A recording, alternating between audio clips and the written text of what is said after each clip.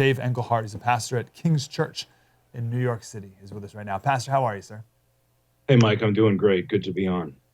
Glad you're here. Can you take us back to the day, just the shock and despair of the moment? Yeah, I was 20 years old. I remembered when 9/11 happened. My all of my family is from New York City, and we grew up a little bit upstate, but I had just moved to the West Coast, and so talking about hitting home, I certainly had friends that had lost family members, and now being a pastor in New York City, you know, Mike, there's jokes about 9/11. I heard, I was watching a roast recently. They were making fun of, people who died. And there are still people that I talk to on a regular basis whose lives are deeply impacted spiritually from the tragedy that took place. Even in my law practice, I had a client last year that was on his deathbed with cancer as related to carcinogens, and was working downtown at the time during 9/11. So, there's the direct effect of the tragedy that befell the individuals that were in the two towers, but then there's the circular impact that happened to the rest of the individuals in New York City that were living under literally the fog of terror, the aftermath of chaos and cancer and all of those other things that people don't really think about, that not only affected but continue to affect people that lived under this horrific attack by our enemies. That's the right way to say it. We believe there's actual evil in the world, and we believe that as believers, we have a call to stand up and declare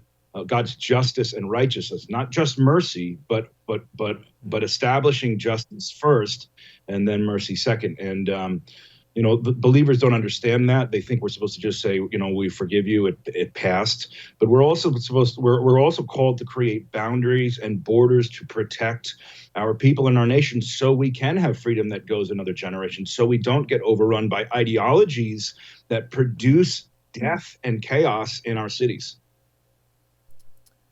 On the shock part, there's so much evil all the time in the world, and either we're numb to it or our hearts are so hardened we don't even think it's evil anymore. But this was like a jolt, right? This is like a shocking jolt, obvious, in your face, repeated over and over on cable news, could not be ignored. And maybe can you speak to the evilness that's around us all the time in our fallen, broken world that we don't see or whatever, but couldn't miss it 20 years ago? Yeah, it's fundamental to Christianity that evil and tragedy is a part of our life. And the cheap, dollar store version is that you get saved, Christ comes into your life, everything's okay. But that's not true. It's never been true. Jesus came to bring a kingdom of heaven, and he said, of its government and peace, there shall be no end. But what does that mean? That means that there is no peace in the world. That means without this system, we have a system that is fundamentally chaotic, fundamentally tyrannical.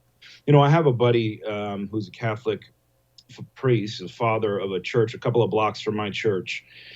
And on the morning of 9/11, he saw and heard, because he was close enough to the towers, the first crash, and he ran down to the towers, and he was there, and he's trying to talk to people. And he told me about the moment that the towers fell down, and he was in front of one of the old churches right there, blocks away from the Twin Towers. He told me he was holding on to the gates as this cloud of dust fell and covered everything. He said it was pitch dark for a couple of minutes, and then the dust started to settle, and he was covered, and all these people were covered. They saw his frock, and people would run up to him weeping and fall in his arms. And it was for hours that he was walking around, hugging people, praying for them, weeping with people, mourning with those who mourned. And it shows you that below the surface of our humanity and our iPhones and all of this stuff that's put together is this desperation for existential order, for someone to say, is God real? Does he care about me? Does he know me? Evil is real. And then in that moment where human beings have a reckoning with evil and tragedy, and God and their own mortality, they immediately turn to desperation for God. That's the danger of the society we live in. When the news cycle, everything is me-centric. It's emergencies to preserve my life. But in a moment like that, where tragedy shakes fundamentally a human being, they recognize that there is a desperation in the whole human soul for connection to God, and that's who this Catholic priest represented. He represented someone who was God being there in the midst of our pain. And that's the lesson of the cross, that Jesus comes and experiences pain on our behalf. And he doesn't say, I'm coming to wave a wand to make pain go away, but I'm walking with you through pain and through tragedy. And through those times, we can find the beauty and solace of faith. Wow, that was deep and insightful.